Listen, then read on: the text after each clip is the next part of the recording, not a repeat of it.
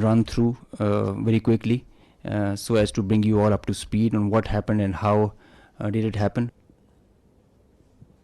This is the Indian side, this is the Pakistani side. We had some caps in the north, center, south, and AEW just to support it. And the IF fighters started an initial build-up that was picked up from the north and the center across IB at 0010 hours. And by that time, PAF had initiated its response within 2 minutes. By 0012, our response was activated. The IF started to get their fighters get airborne in large numbers. By the time it has come to 12:30, we were pretty sure that this is going to be the day and the time to knock some sense into these guys once again. So we commenced our multi-domain operations, the pride and joy and the new concept of war that we have. This is the picture that's getting jumbled up. We have huge number of IF fighters that are stacked up in azimuth and in vertical all across, and the PF DCA response is in position. The complete package, when it gets into shape, it is on 4 axes, and we perceive that they will have 4 incisions just to embroil. Up to 60 aircraft, including 14 Rafales, were electronically ID'd by all through our electromagnetic operational environment. We call it the EMO. So by the time they were in air, we had sorted out and contracted all fighters and accounted for. The 60 number, that augmented to 72 through their scrambles that kept on coming just to reinforce and supplement and to saturate the air defense. They thought they could do that for the Pakistani ADG, air defense ground environment. The complete DCA package response by Pakistani side was also there. We had 42 high-tech aircraft on our side, and the strategy was to have force concentration in our selected AOR and fight at our own strength. PF fighters ensured Pakistan's air sovereignty, and because of that, we first rerouted all civilian traffic that was about to go from Lahore, Islamabad, in this area, because we thought that this is going to be the hot plate. So we wanted safety for all the civil airliners. When they had seen this kind of a strong defense on our side, they resorted to launching their air-to-ground weapons while being cis-frontier.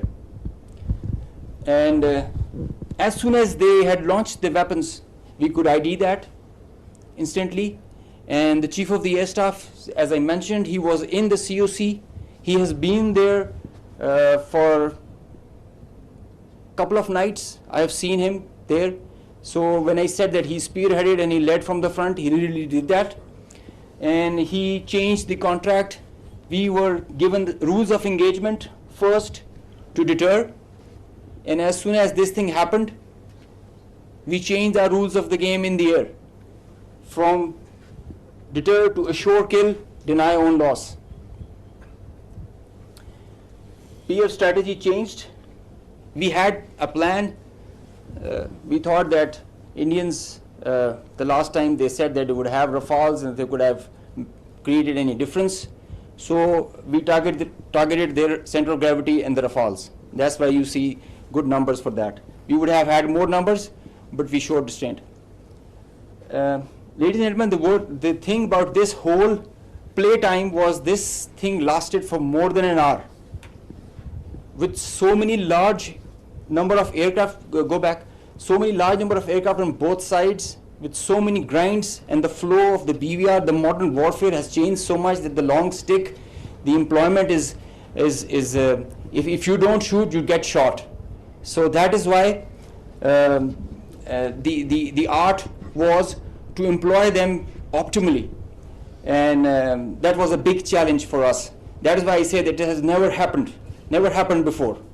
These are the locations with the range bearing, electronic ID, that we think that we are sure that we have shot. A MIG29 was shot 8 miles from LOC, bearing 24320 nautical miles from Srinagar. A SU30 was shot 192, 19 miles. 25 miles from LOC. We have the exact details because you cannot, in the modern battlefield, you cannot conjure up things out of imagination. You have an electronic ID. The aircraft gets picked up by his data link. As soon as you put on your radar, you show yourself. And nobody can hide, nobody can deny that. A Rafale was shot 54 miles from LOC in Srinagar. So you can have all these details. We have exact range bearings because when you employ your weapon, you know exactly when the missile is getting active, when it is getting, and the blip is disappearing, which is verified as you get down for the debrief. So none of the claims have any fat in them. So they are pretty clear, pretty concise, pretty accurate. And I have a audio from a Rafale formation that I will share. The call sign is Godzilla. As soon as those animals are extinct, so this one also got extinct. Please play.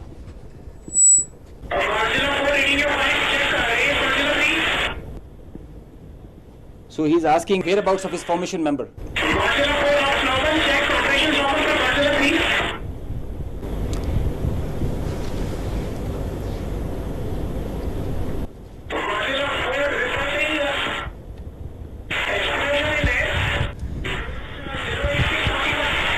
So the formation knows, his leader knows that his number, one of his flight member is not there.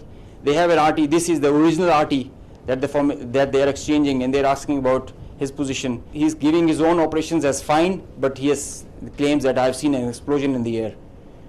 And I will share this detail. It's a long RT that we have. If we can hear one RT of one formation member, we can hear all of them in panic and in distress. So the idea was to just to prize you guys and to share with you how complicated this was, how this example can be taken not to do when you know that the adversary has the long stick. But I must say that it is not the equipment that matters all the time. It is the training, it is the leadership that gives you the direction and the ownership that it shows. That's what matters. And the training, the operational competence that the whole formation has. And I hope